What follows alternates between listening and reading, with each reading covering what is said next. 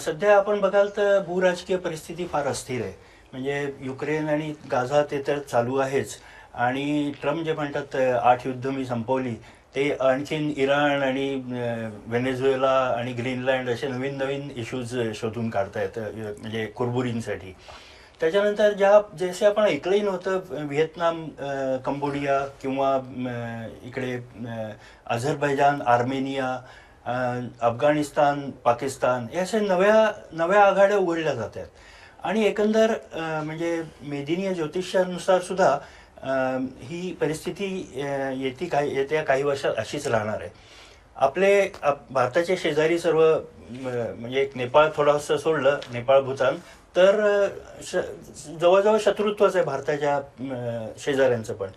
म्हणून अशा परिस्थितीत संरक्षण सज्जता असणं हे फार महत्त्वाचं आहे. आणि वरती चीन, इकडे पाकिस्तान, इकडे बांगलादेशही हे सगळं चालूच आहे.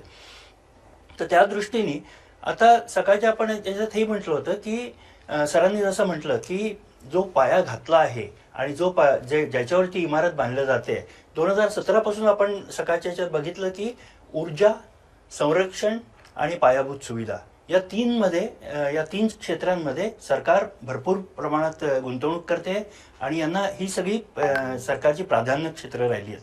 आणि त्याचाच आता या अर्थसंकल्पात सुद्धा संरक्षण खात्याला भरपूर हे दिलं गेलंय. आत्ताच जर्मन सरकारबरोबर बोलणी झाली आणि 6 नवीन पाणबुड्यांचं करार बहुधा 72,000 कोटींचा करार बहुधा मार्चमध्ये होईल. आणि 114 रफाले विमान आणखीन प्रोक्युअर करण्याचं जे एक प्रपोजल आहे त्याचाही जवळपास 2 लाख कोटी खर्च आहे. तर हा बजेटच्या आधीच 2,72,000 कोटींचा खर्च सरकारने जाहीर केलेला आहे ऑलरेडी. आणि त्याच्यानंतर मग ही जी या ज्या प्रोव्हिजन्स आहेत त्या झाल्या आहेत. पण संरक्षण क्षेत्रात तुम्ही बघितलं तर मागच्या वर्षी 2 लाख कोटींचा भांडवली खर्च होता. बाकी जो खर्च आहे तो सगळा कार्यचालन खर्च आहे किंवा महसुली खर्च आहे. तर म्हणजे एवढी मोठी सेना चालवायला आणि या सगळ्या गोष्टींना हा जो खर्च लागतो तो खर्च आहे.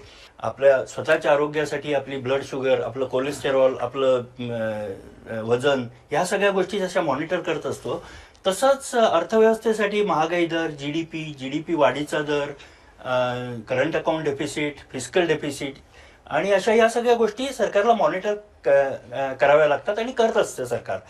तर त्या दृष्टीने यावेळेस फिस्कल डेफिसिट 0.1 कमी केलाय.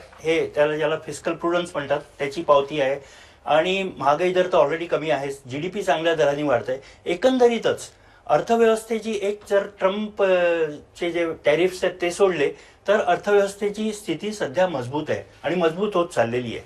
पण तरी विकसित भारत आपल्याला 2047 मध्ये समजा विकसित भारत करायचा असेल तर त्याच्यासाठी खूपच पल्ला गाठायचा आहे. चीन जेव्हा झाला तेव्हा मधल्या काही 20 वर्षात चीनचा वाढीचा दर 10 ते 14% होता. आपला आता 7% आहे. तो जेव्हा 10-12% सातत्याने 10-1 वर्ष आपल्याला मिळेल तेव्हा, आणि आपली एवढी प्रचंड जी लोकसंख्या आहे तर ते तळागाळापर्यंत ही जी वेल्थ क्रिएशन आहे हे तळागाळापर्यंत जेव्हा पोहोचेल तेव्हाच विकसित भारताचं स्वप्न साकार करता येईल.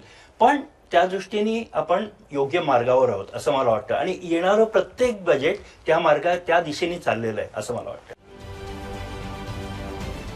महाराष्ट्रातील सर्व बातम्यांचे विश्वासार्ह व्यासपीठ. सकाळच्या सर्व सोशल मीडिया प्लॅटफॉर्मला लाईक, फॉलो आणि सबस्क्राईब करा. तसंच सर्व नोटिफिकेशनसाठी बेल आयकॉन प्रेस करायला विसरू नका.